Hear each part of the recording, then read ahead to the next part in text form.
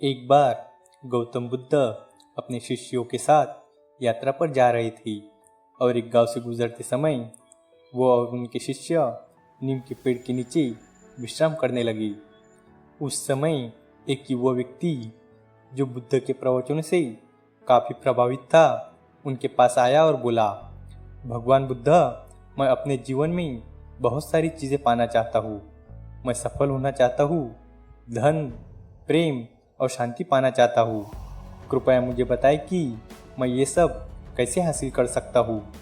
बुद्ध मुस्कुराए और उसे ध्यान से देखा और बोले, क्या तुम वास्तव में इन सब चीज़ों को पाना चाहते हो? युवक ने तुरंत उत्तर दिया और बोला, हाँ भगवान, मैं इन सब चीज़ों को पाना चाहता हूँ।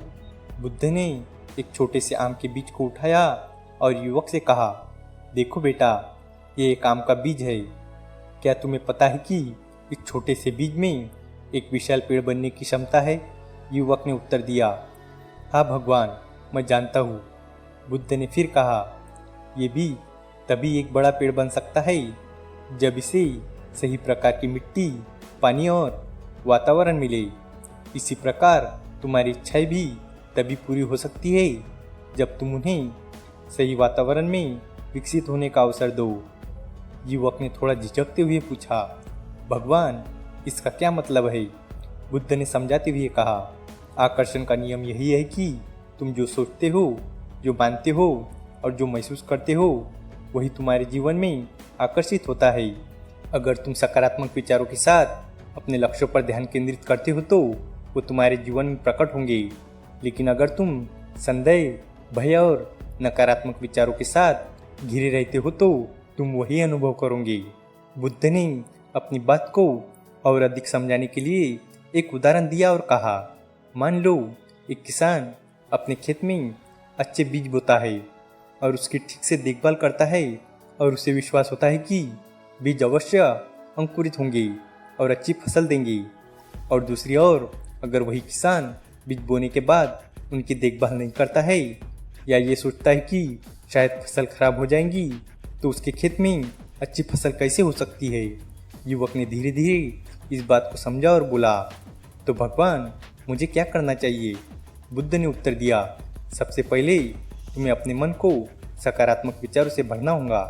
तुम्हें ये विश्वास करना होगा कि तुम्हारी इच्छाएं पूरी होंगी। दूसरा, तुम्हें उन चीज़ों पर ध्यान केंद्रित करना होगा जो तुम्हारे लक्ष्य को पाने में मदद करे। और तीसरा, तुम्हें धैर्य रखना होगा और अपने प्रयासों को लगातार जारी रखना होगा। याद रखना, जैसे एक बीज को बड़ा पेड़ बनने में समय लगता है, वैसे ही तुम्हारी इच्छाओं को पूरा होने में भी समय लगेगा। युवक ने बुद्ध की बातों को समझा और उन्हें प्रणाम कर अपने घर लौट गया और उसने बुद्ध की सलाह के अनुसार अपने जीवन में सकारात्मकता और विश्वास को जगह दी।